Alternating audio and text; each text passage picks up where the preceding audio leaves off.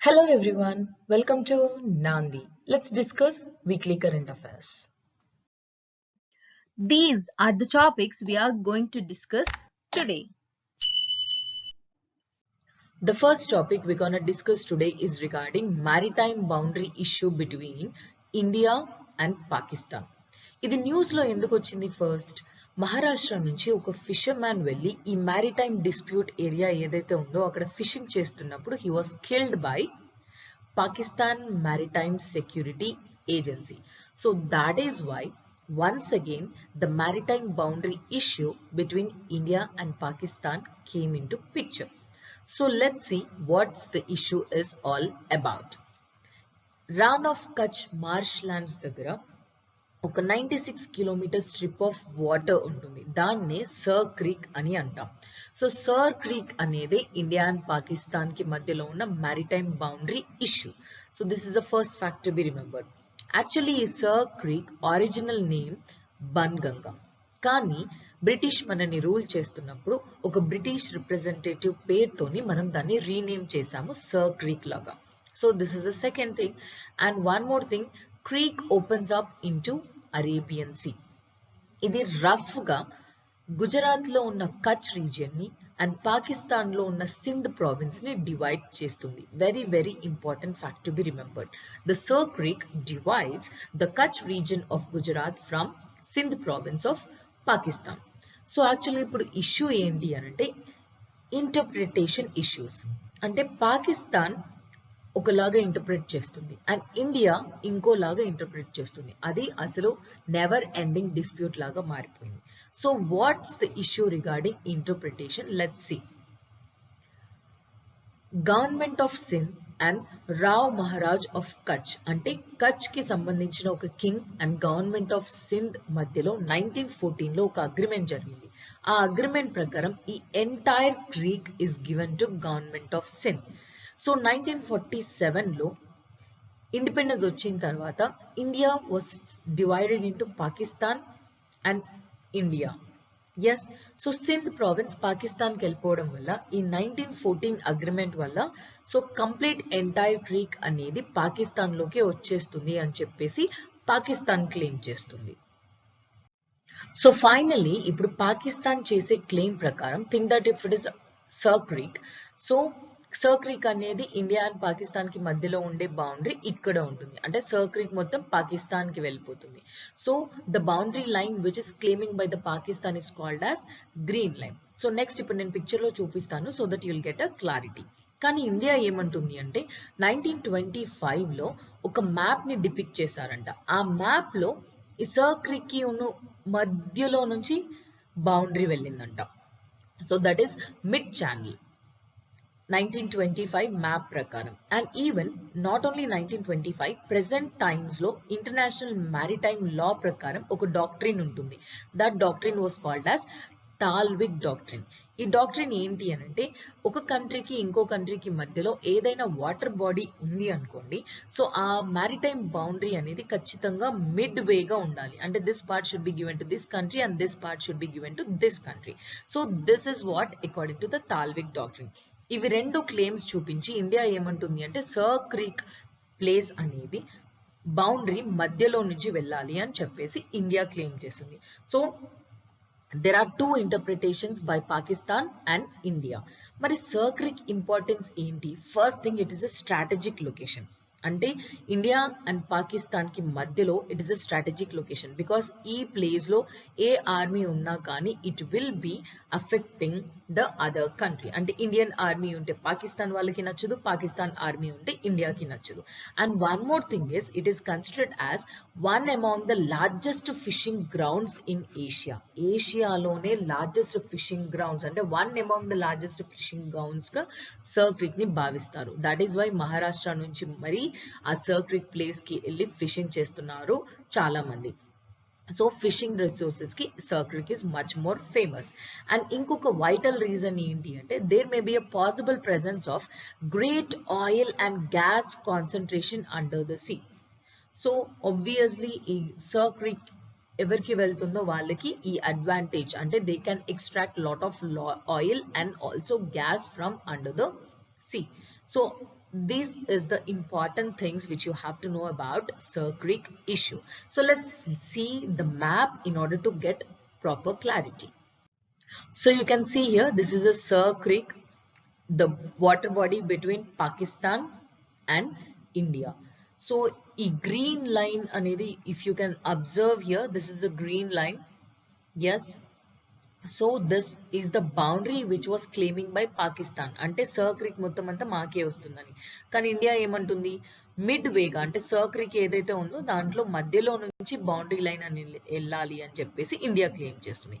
So when you learn something through maps you can easily understand and remember for long time. A proud moment for all Indians because United Nations Education, Scientific and Cultural Organization Jammu and Kashmir లో ఉన్న Srinagar place ని creative సిటీగా declare చేసింది. So actually UNESCO started this creative cities network in 2004. నాంది current affairs లో చాలా సార్లు మనం యునెస్కో ఆర్గనైజేషన్ గురించి డిస్కస్ చేసాం. సో ఎందుకు ఈ క్రియేటివ్ సిటీస్ అనే ఒక రికగ్నిషన్ ఇవ్వాలి, ఫర్ వాట్ పర్పస్ అని అంటే in order to promote the cooperation among the cities. Creativity అనేది ఒక స్ట్రాటజిక్ ఫ్యాక్టర్గా యూజ్ చేసుకుని సస్టైనబుల్ అర్బన్ డెవలప్మెంట్ని ప్రమోట్ చేయడానికి యునెస్కో ఈ ఐడియాని ముందుకు తీసుకొచ్చింది 2004లో. మరి ఏ కేటగిరీస్లో క్రియేటివ్ సిటీగా డిక్లేర్ చేస్తారు అంటే 7 కేటగిరీస్.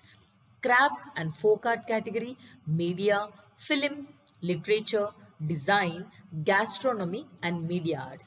ఈ 7 categories లో యునెస్కో ఆర్గనైజేషన్ వరల్డ్ లో ఉన్న సిటీస్ ని క్రియేటివ్ సిటీస్ గా డిక్లేర్ చేస్తుంది.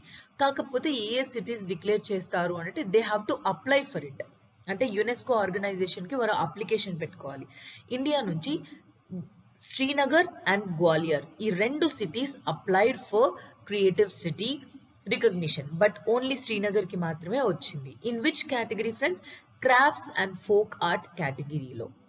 అండ్ ఇప్పటి వరకు ఇండియాలో ఎన్ని సిటీస్ కి అలా క్రియేటివ్ సిటీస్ గా డిక్లేర్ చేసింది యునెస్కో ఆర్గనైజేషన్ అంటే you can see here. Music కేటగిరీలో ఇప్పటి వరకు 2 cities were declared. One is Chennai and the other is Varanasi. Crafts and folk art కేటగిరీలో ఇంతకు ముందే జైపూర్ డిక్లేర్ చేశారు. Now Srinagar 2. And film category lo Mumbai, and gastronomy something related to food habits and food eating. So gastronomy category lo Hyderabad was declared as a creative city. Winter session of the parliament is going to begin soon, that is from November 29th and it will be continued up to December 23rd. So certain important terms ఏమేమి ఉన్నాయి sessions of the parliament గురించి అనేది ఇప్పుడు మనం తెలుసుకుందాం. Generally సమ్మనింగ్ of the parliament అంటే parliament meeting జరుగుతుంది అని పిలవడాన్ని సమ్మనింగ్ ఆఫ్ ద పార్లమెంట్ అని అంటారు. That was mentioned in which article friends? In article 85 of the constitution. This is the first fact to be remembered. And ఈ సమ్మనింగ్ ఆఫ్ ద పార్లమెంట్ ఎవరు చేస్తారు? According to the constitution, president is empowered to someone the parliament and particularly each house of the parliament. So second fact is this. General గా మరి sessions of the parliament ప్రతి year లో ఇక్కడ ఈ టైంలో sessions అవ్వాలి అని do India have a fixed parliamentary calendar? Then no friends. అసలు మనకు కాన్స్టిట్యూషన్ ప్రకారం ఈ క్యాలెండర్ అంటే పర్టికులర్ గా ఈ డేస్ లో ఇది ఇంప్లిమెంట్ చేయాలి, సెషన్స్ ఇలా జరగాలి అనే ఒక ఫిక్స్డ్ పార్లమెంటరీ క్యాలెండర్ ఏమీ లేదు. బై కన్వెన్షన్ మెథడ్ వీఆర్ కండక్టింగ్ 3 sessions in a year. Convention అంటే యూజువల్లీ ఫాలో అయ్యే ప్రొసీజర్ ని కన్వెన్షన్ అంటారు. అంటే అది లాలో కానీ లేకపోతే కాన్స్టిట్యూషన్ లో కానీ ఎక్కడ మెన్షన్ చేసి లేదు. But we will follow this procedure. That means by convention. So ఒక ఇయర్ లో పార్లమెంట్ ఇండియాలో 3 సెషన్స్ కండక్ట్ చేస్తుంది.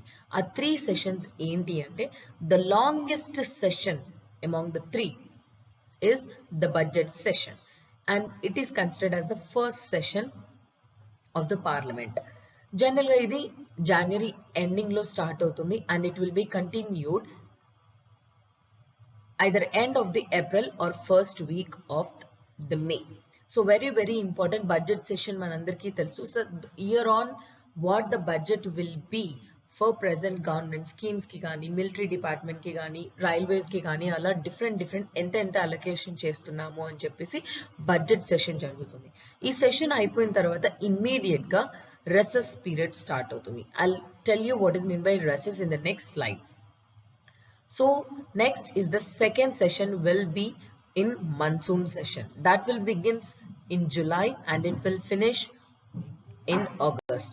The third session will be the winter session that is going to be held in November and it will be continued up to December. Now let's learn certain terms related to the sessions of the parliament. First and foremost thing is summoning of the parliament. Summoning of the parliament ante enti ante all members of the parliament will be called in order to attend the meeting. That process is called as summoning of the parliament. Ee summoning of the parliament evaru chestaru? President of India chestaru. And one more thing is oka session ki inko session ki madhyalo gap maximum 6 months undochu. 6 months kante ekko gap undakudadu. Ante at least 1 year lo 2 parliament sessions avvalsinde. Yes, so cannot exceed 6 months the gap between 2 sessions of the parliament. But Indian parliament lo 3 sessions a year jarugutunnai. So next important term is adjournment. Adjournment ante for example remember the term postponement. The sitting of the house will be postponement. You can see here the sitting of the house will be terminated. Ante ఇప్పుడు session already అవుతుంది. It does not mean that ending of the session. ఈ రోజు ఏదైనా meeting జరుగుతుంటే parliament house లో దాన్ని terminate చేస్తారు. And next time ఎప్పుడు మీట్ చేస్తాము అనే టైం కూడా చెప్తారు. Like postponement maybe for hours అంటే ఇంకో 2 hours లో మళ్ళీ మనం కలుద్దాము అని చెప్తారు. లేకపోతే after 2 or 3 days or after 2 to 3 weeks again we will meet అని చెప్పే ప్రాసెస్ ని అడ్జోర్న్మెంట్ అని అంటారు. ఇఫ్ టర్మినేట్ ఆ హౌస్ ఆర్ ఆ సిట్టింగ్ ని టర్మినేట్ చేసి నెక్స్ట్ టైం ఎప్పుడు మీట్ అవుతాము అనే ఒక డేట్ ని స్పెసిఫై చేయకపోతే దాన్ని అడ్జోర్న్మెంట్ సెనెడై అని అంటారు. That the meeting is terminated without any definite time are date fixed for the next meeting, then it is called as adjournment sine die. But prorogation ante enti? Prorogation means ending of the session. This is very important. Adjournment ante అందుకే terminating the sitting of the house, but session ని end చేసే process ని ఏమంటాము? prorogation అంటాము. So ఆ session end అయిపోతుంది కదా, ఒక సెషన్ ఎండ్ అయిపోయి మళ్ళీ కొత్తగా ఇంకో సెషన్ రీఅసెంబుల్ అయ్యే ప్రాసెస్ మధ్యలో ఉండే పీరియడ్ ని రెసెస్ అని అంటారు. Just now I told that I'll be explaining the term recess. So general గా బడ్జెట్ సెషన్ అయిపోయిన తర్వాత రెసెస్ పీరియడ్ లో వచ్చేస్తుంది. ఈ రెసెస్ పీరియడ్ లో పార్లమెంటరీ కమిటీస్ ఈ బడ్జెట్ సెషన్ లో ఇచ్చిన ప్రొసీజర్స్ అన్నిటిని or most of the things which are most important ని దే విల్ స్క్రూటినైజ్. ఈ బడ్జెట్ కరెక్ట్ గానే ఉందా అని చెప్పేసి they will be scrutinising. That is the role of parliamentary committees. So అవి ఎప్పుడు చేస్తాయి? బడ్జెట్ సెషన్ అయిపోయిన తర్వాత ఎండ్ చేసిన తర్వాత నెక్స్ట్ మన్సూన్ సెషన్ స్టార్ట్ అయ్యే మధ్యలో is called as recess period. So this is very important. And recess చేసినప్పుడు it's not mandatory to dissolve the Lok Sabha. General గా Rajya Sabha does not dissolve because it is a permanent body. లోక్సభని dissolve చేసిన తర్వాత చేసే procedure ని recess అని అనకూడదు. Between the gap between the 2 sessions is called as recess. మరి quorum అంటే ఏంటి? జనరల్ గా పార్లమెంట్ సెషన్స్ అయినప్పుడు the minimum number of members ఉంటేనే ఆ పార్లమెంట్ సెషన్ కంటిన్యూ అవుతుంది. సో ఆ minimum number of members to be present in the parliament session is called as quorum. ప్రస్తుతం that is 1/10 అంటే 1/10 of the members should be present in each house. General గా maximum strength of the Lok Sabha ఎంత? 550.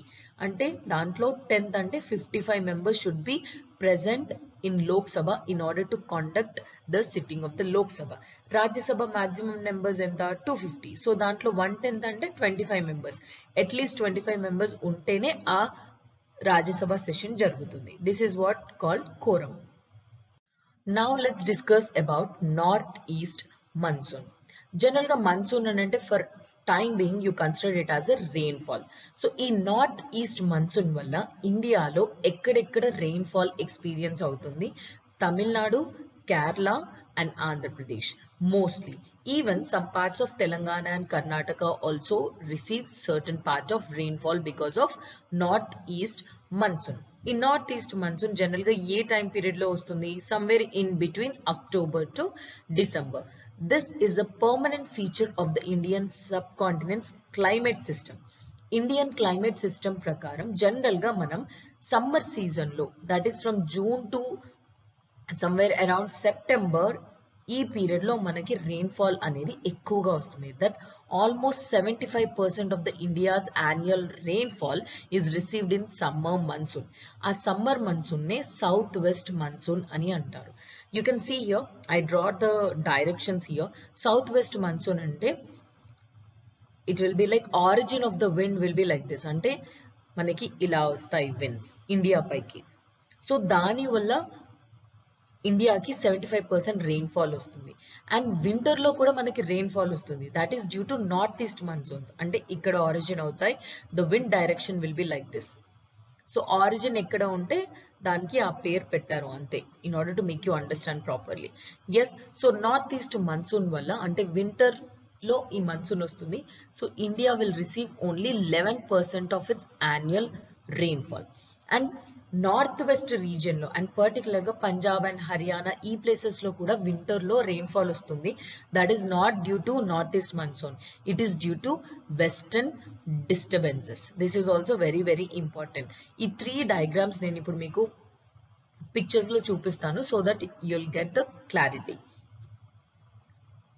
You can see here, this is the southwest monsoons. You can see southwest direction alage undi kada. So southwest directions anedi oka monsoons vachesi tip of the Kerala ki ila touch avutundi. Touch ayin tarvata it will be divided into 2 branches. One is like Arabian branch, another is Bay of Bengal branch. So ఇది మనకి summer phenomenon జరుగుతుంది. You can see here north east monsoons. You can see that will travel like this. So జనరల్గా ఇది travel అవుతున్నప్పుడు ఇక్కడ moisture ఏమీ ఉండదు. అంటే సీ కానీ వాటర్ బాడీ కానీ ఏమీ లేదు మాయిశ్చర్ తీసుకోవడానికి, కాబట్టి ఇక్కడ రెయిన్ఫాల్ అవ్వదు. But you can see here ఈ విండ్స్ ఏవైతే ఉన్నాయో ఇక్కడ బే ఆఫ్ బెంగాల్లో మాయిశ్చర్ తీసుకొని తమిళనాడు, కర్ణాటక, కేరళ ఈ రీజియన్స్ లో ఎక్కువగా రెయిన్ఫాల్ అనేది ఇస్తుంది. సో వింటర్ లో రెయిన్ఫాల్ సౌత్ ఇండియాలో ఈ ప్లేసెస్ లో because of north east monsoons. You can see here next is western disturbances. Western disturbances ani ante the winds will be traveling from Mediterranean Sea and sometimes even from Atlantic Ocean kuda. You can see these are the winds which were traveling and ivi Mediterranean Sea దగ్గర నుంచి ఇక్కడ Caspian Sea దగ్గర నుంచి అంతా moisture అంతా తీసుకొని it will come and it will rain here. So Punjab and Haryana times లో ఈ time లో particularly they will cultivate wheat. So that is due to western disturbances, not due to northeast monsoon. So in 3 categories lo India will receive rainfall in summer and also winter. The next important topic is regarding the Zika virus. Uttar Pradesh lo ippudike 90 cases already vachayi and Delhi too is on alert. Generally ilanti diseases evaina vaste definitely you have to know the basic symptoms of the diseases and what we have to do in order to overcome that disease. World Health Organization prakaram ఈ Zika virus disease ఏదైతే ఉందో అది 80% అసిమ్టోమేటిక్ ఉంది. అంటే like symptoms ఏవి చూపించట్లేదు are mild symptoms చూపిస్తున్నాయి. General గా ఈ Zika వైరస్ కి సిమ్టమ్స్ ఏమేమి ఉంటాయి? జ్వరం రావడం అండ్ బాడీ పైన ర్యాషెస్ రావడం, కాంజంక్టివిటీస్ అని అంటే మన ఐలో ఉన్న వైట్ పార్ట్ ఉంటుంది కదా ఫ్రెండ్స్, ఐలో ఉన్న వైట్ పార్ట్, ఈ వైట్ పార్ట్ ఐదర్ స్వెల్లింగ్ రావడం, రెడ్ గా అవ్వడం, ఇన్ఫెక్షన్ అయిపోతుంది. That is called కాంజంక్టివైటిస్.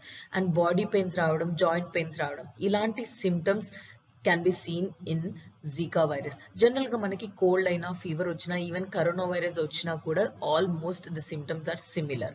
కానీ ఇప్పుడు ప్రాబ్లం ఏంటి? ఈ వరల్డ్ హెల్త్ ఆర్గనైజేషన్ చెప్పిన ప్రకారం most of the time the Zika cases are asymptomatic. So symptoms లేకపోతే it's not that easily to identify that we're affected with virus. And జనరల్గా ఈ వైరస్ ఎలా స్ప్రెడ్ అవుతుంది అంటే it is mosquito borne illness that is spread by Aedes mosquito, very dangerous mosquito friends. It also transmits dengue virus and also chikungunya. One more important thing you have to know about the Zika virus is Zika virus ki specific ga oka treatment antu ippadi varaku emi ledu and even vaccine kuda emi ledu. You can see here body paina rashes and red eyes, even diarrhea, muscle pain, fever, pale skin and rashes, headache, ilanti symptoms ఉంటాయి Zika virus వస్తే. You can see this kit. I'll explain this process is called as microcephaly. See this kid figure, microcephaly ante this is a normal size of the head. So general ga if you are not affected with Zika virus, your head will be like this. Ante ippudu mother evaraithe Zika virus to affect ayyaro, newborn child evaro untaro, mostly they are born with this condition called microcephaly. Ante వాళ్ళ head కొంచెం normal size కంటే చిన్నగా అయిపోతుంది. You can see here. So actual size of the kid should be like this, but the kid was born with microcephaly as the mother was infected with Zika virus. It is a most common phenomenon in Africa only.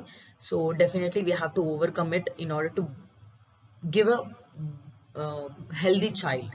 And you can see here conjunctivitis, the pink eye, the white section of the eye will be inflamed or like infected అయిపోతుందంట. Inflamed అంటే like ఉబ్బిపోవడం అండి, swelling రావడం.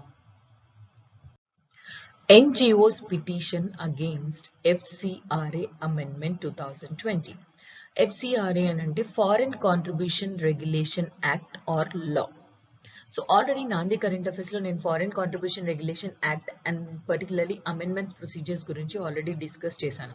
ఆ amendments ఏవైతే చేశామో NGOs కి చాలా stringent గా ఉన్నాయి and it is affecting the genuine NGOs which are doing the charity activities in India అని చెప్పేసి NGOs ఒక కేస్ ఆర్ పిటిషన్ చేశాయి regarding against the foreign contribution amendment acts.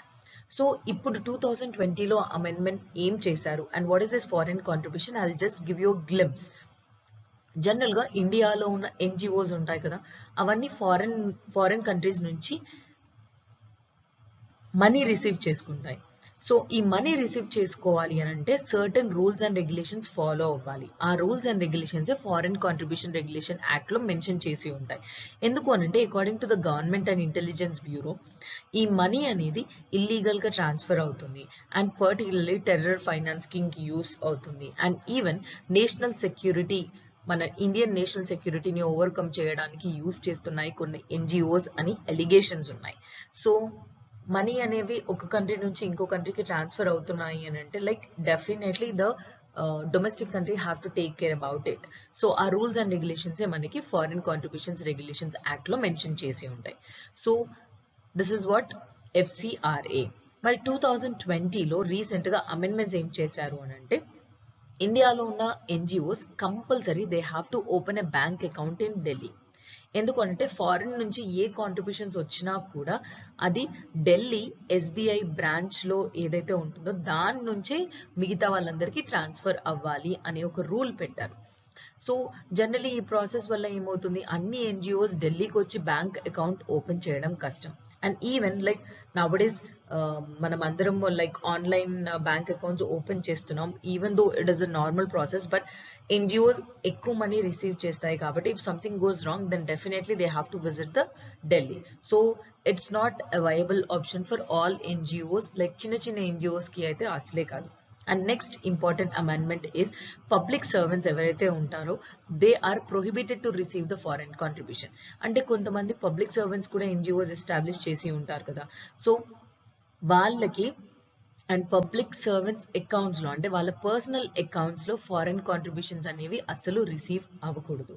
And next thing is ఏవైతే మనం foreign నుంచి money receive చేస్తున్నామో అందులో administrative పర్పస్కి యూస్ చేయడానికి ఇంతకు ముందు లిమిట్ ఎంత ఉండే 50%. అంటే ఫర్ ఎగ్జాంపుల్ నేను 100 రూపీస్ ఫారెన్ కంట్రీ నుంచి రిసీవ్ చేస్తే 50 rupees I can use for my NGO administrative purpose. But ఇప్పుడు ఆ లిమిట్ని ఇంకా తక్కువ చేశారు, అంటే ఇప్పుడు ఓన్లీ 20% మాత్రమే యూజ్ చేయొచ్చు. And even prohibit to any transfer అంటే ఏంటి, like for example this is an NGO and which received foreign contribution. ఇది ఇండియన్ ఎన్జిఓ, ఫారెన్ వాళ్ళు ఎవరైనా మనకి కాంట్రిబ్యూట్ చేశారు. సో ఈ ఎన్జిఓ వేరే ఎన్జిఓస్కి ట్రాన్స్ఫర్ చేయకూడదు. This is what the transfer అంటే ప్రొహిబిషన్ ఆఫ్ ట్రాన్స్ఫర్. ఈ ట్రాన్స్ఫర్ చెయ్యాలి అన్నా కూడా ఈ particular NGO or sub branch of NGOs కూడా ఉంటాయి కదా, ఇవి కూడా రిజిస్టర్ అయ్యి ఉండాలి. And not only the NGO which is receiving the foreign contribution, ఆ ఎన్జిఓ నుంచి వేరే ఎన్జిఓస్కి మనం ట్రాన్స్ఫర్ చేసినా లేకపోతే మన సబ్ బ్రాంచెస్కి ట్రాన్స్ఫర్ చేసినా ఇవి కూడా రిజిస్టర్ అయ్యి ఉండాలి. ఆ రిజిస్టర్ అవ్వకపోయి ఉంటే ఈ ట్రాన్స్ఫర్ అవ్వదు. That is what the prohibition of any transfer. And next thing, ఆ ఎన్జిఓస్లో ఉన్న important office bearers, directors and other key functionaries ఎవరైతే ఉంటారో వాళ్ళ అందరి ఆధార్ కార్డ్స్ మ్యాండేటరీ. అంటే ఐడెంటిఫికేషన్ డాక్యుమెంట్ కోసం ఎవరెవరైతే వర్క్ చేస్తున్నారో అందులో ఆధార్ కార్డ్స్ అనేది ఖచ్చితంగా పెట్టాలి. అండ్ రీసెంట్లీ లైక్ మేము ఫ్రెండ్స్ అందరం కలిసి ఒక ఎన్జిఓ అనేసి అనుకుంటే లైక్ ఈవెన్ అక్కడ రిజిస్ట్రేషన్ ప్రాసెస్లో కూడా ఆధార్ కార్డ్ అనేది మ్యాండేటరీ పెట్టారు.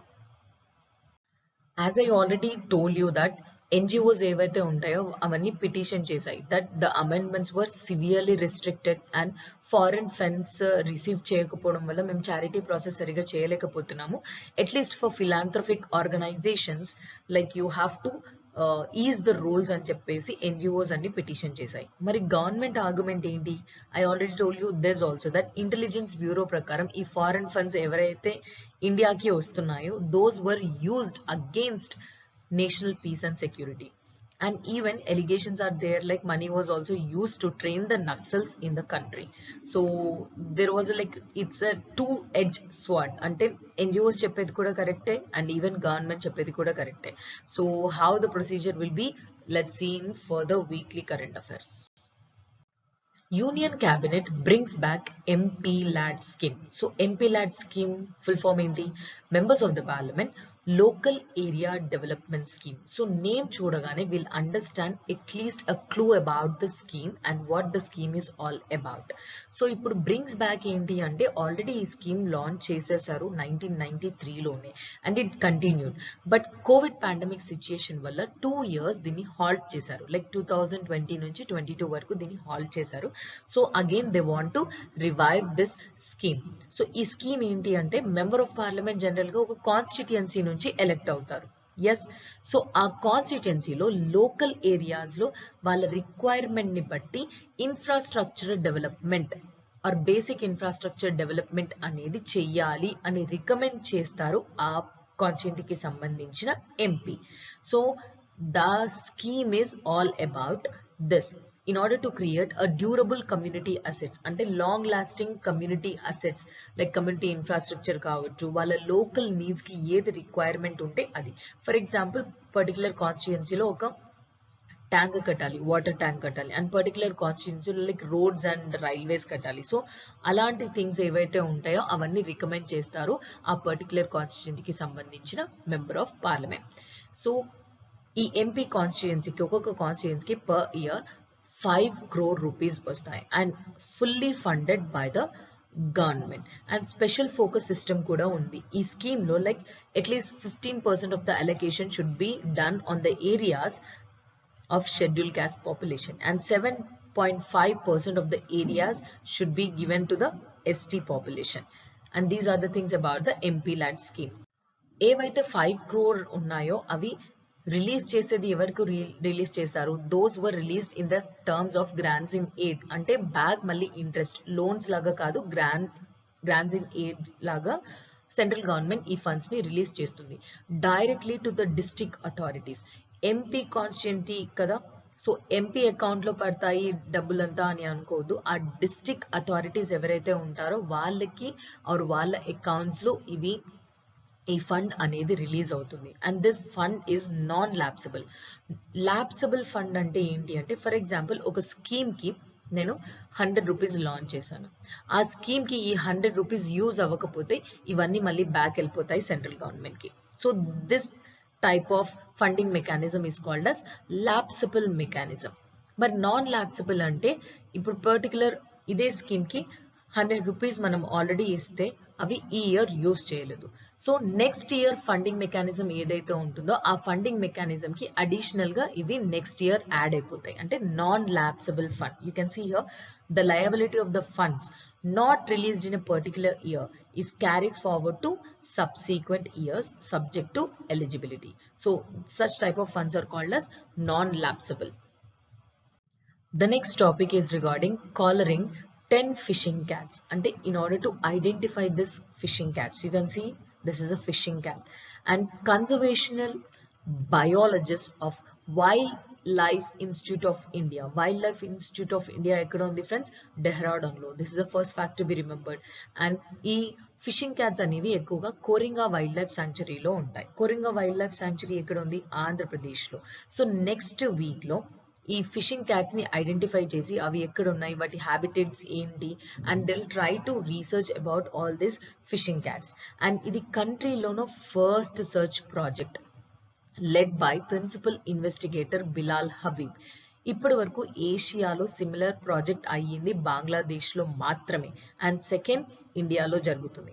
యాక్చువల్గా ఇది 3 year జరగబోయే ప్రాజెక్ట్. అండ్ వాటి హ్యాబిటేట్, వాటి ఫీడింగ్ హ్యాబిట్స్ ఏంటి, వాటికి ఉన్న థ్రెట్స్ ఏంటి, వాటి మూవ్మెంట్స్ ఎక్కడి నుంచి ఎక్కడికి అనేది అన్ని రీసెర్చ్ చేస్తారు in order to conserve this fishing cat. Recently, 51st Conference of Governors, Lieutenant Governors and Administrators was held at Rashtrapati Bhavan. So let's know certain information about the governors. And మన president Ramnath Kovind garu governors role గురించి ఒక statement ఇచ్చారు. That governors have to play the role of friend, philosopher and also guide in their states. So this is statement you can use while your writing mains answers. So constitutional provisions ఏంటి governor గురించి అనేది ఇప్పుడు మనం తెలుసుకుందాం. According to article 153 ప్రతి ఒక్క state కి ఒక గవర్నర్ ఉండాలి అనేది మెన్షన్ చేసి ఉంటుంది. కానీ 7th కాన్స్టిట్యూషనల్ అమెండ్మెంట్ ప్రకారం already we have made it that ఒక గవర్నర్ 2 or more స్టేట్స్ కి కూడా ఉండొచ్చు. So this is the first fact to be remembered. And governor ఎవరు అపాయింట్ చేస్తారు friends? The president of India will appoint the governor as a nominee of the central government. So governor కి 2 roles ఉంటాయి. That is dual role. One role is he or she will be the constitutional head of the state. అంటే ఏదైతే for example Telangana, Andhra Pradesh, so ఎవరైతే respective governor ఉంటారో ఈ state కి వాళ్ళు constitutional head governor. మరి కంట్రీకి అంటే constitutional head of the country or the state ఎవరు? President of the India. And as a constitutional head of the state, the council of ministers headed by prime minister should advise the governor. So this is one role. Second role ఏంటి అంటే the functionary will act as a vital link between the union government and state government. So వీటి మధ్యలో ఉన్న disputes ని ఎవరు solve చేస్తారు? Generally the governor will take care about the union government and state government. Union government కి state government కి ఒక important link లాగా గవర్నర్ వర్క్ చేస్తారు. So these are the two roles which governor have to play. And Article 157 and 158 will be dealing with the eligibility requirements for the post of governor.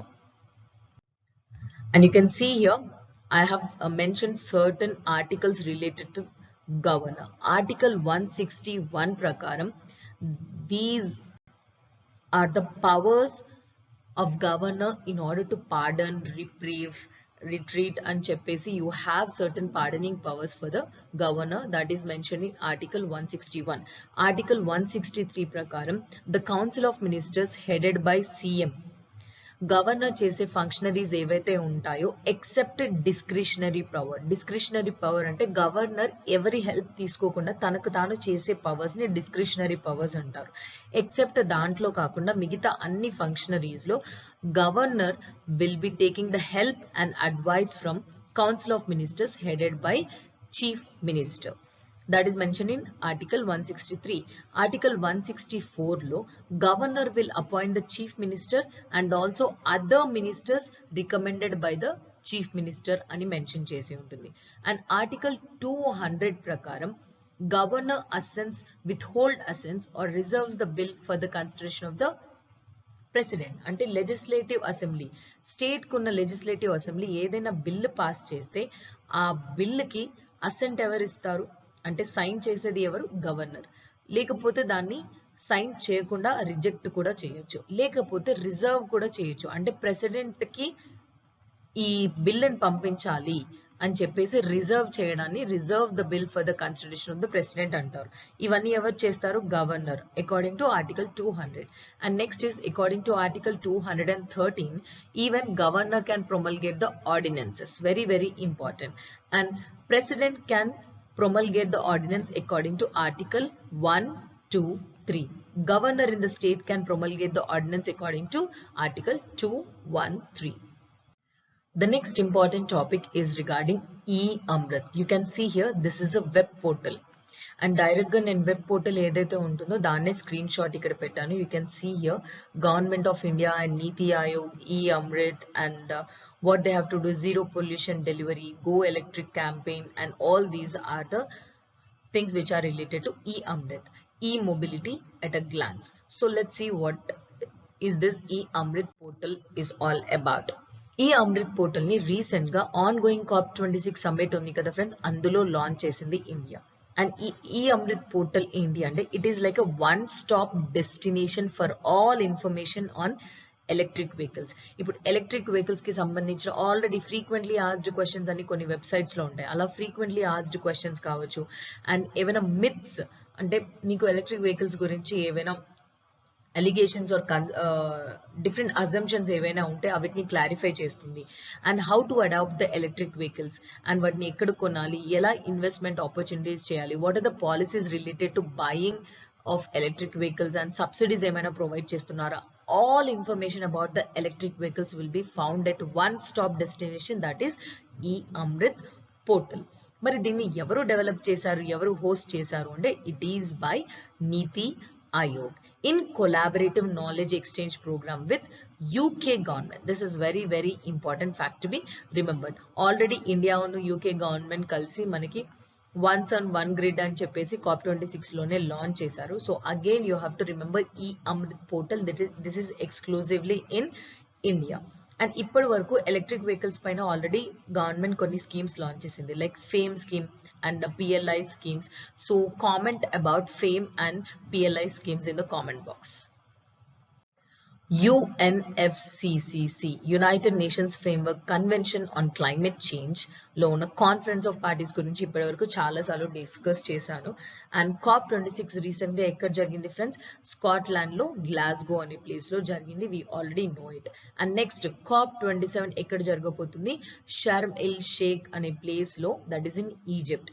And COP28 ఇంకా place decide చేయలేదు, but it will be held in United Arab Emirates. The next important topic is regarding India-US relationships. You can see here, US clears way for spouses of H1B visa holders to work. H1B visa enti, H4 visa enti anedi ippudu మనం చూద్దాం, so that you will understand the headline. H1B visa అంటే most of the friends already know it. Like US companies వాళ్ళు foreign workers ని employ చేసుకోవడానికి ఒక non immigrant వీసానే H1B visa. So ఇప్పుడు మనం వెళ్ళి ఫారెన్ కంపెనీస్ లో వర్క్ చేసిన తర్వాత, లాంగ్ లాస్టింగ్ లో వర్క్ చేసిన తర్వాత will get this H1B visa. That is speciality occupations that require theoretical or technical expertise workers ఎవరైతే ఉంటారో వాళ్ళని యుఎస్ లో రిక్రూట్ చేసుకోవడానికి that can be possible through H1B visa. అది ఒక నాన్ ఇమిగ్రెంట్ వీసా. కానీ ఇంతకు ముందు వరకు ఏముండేది అంటే, ఇప్పుడు స్పౌసెస్ అంటే wife or husband of a foreign worker who is holding H1B visa, H1B visa ఉన్న పర్సన్ వాళ్ళు, వాళ్ళ వైఫ్ కానీ వాళ్ళ హస్బెండ్ కానీ యుఎస్ లో వర్క్ చేసే ఆథరైజేషన్ లేదు. They will be go under H4 visa. So ఎవరైతే స్పౌసెస్ ఉంటారో, immediate family members like spouse కావచ్చు, children under 21 years of age కావచ్చు, వాళ్ళు యుఎస్ కి వెళ్ళాలి అని అంటే they will be going under H4 visa. So వాళ్ళకి వర్క్ చేసే ఆపర్చునిటీ లేదు. But automatic work authorization permit ఇస్తాము అని చెప్పేసి యుఎస్ గవర్నమెంట్ ఇప్పుడు లాంచ్ చేసింది. So it's very important thing. Like even H1B visa holders వాళ్ళ స్పౌసెస్ వాళ్ళు ఆర్ వాళ్ళ చిల్డ్రన్ కానీ కి వచ్చినా కానీ now they can work. This is the waiting amendment which we are expecting from US government. Because of technical issues నేను videos అనేది చాలా లేట్గా లాంచ్ చేస్తున్నాను and because of my something laptop problem and I'm sorry for every one for that. So next కొన్ని డేస్లో like a special videos will be launched on what is COP and what is the important terms in it, what you have to remember, and India's role in COP26 already Nandi current affairs లో explain చేసాము, but special video చేయబోతున్నాము. And recent గా November 14 Jawaharlal Nehru's birth anniversary గురించి కూడా, and regarding farmers laws and important indexes of this month. So please do subscribe Nandi channel if you are watching this video for the first time.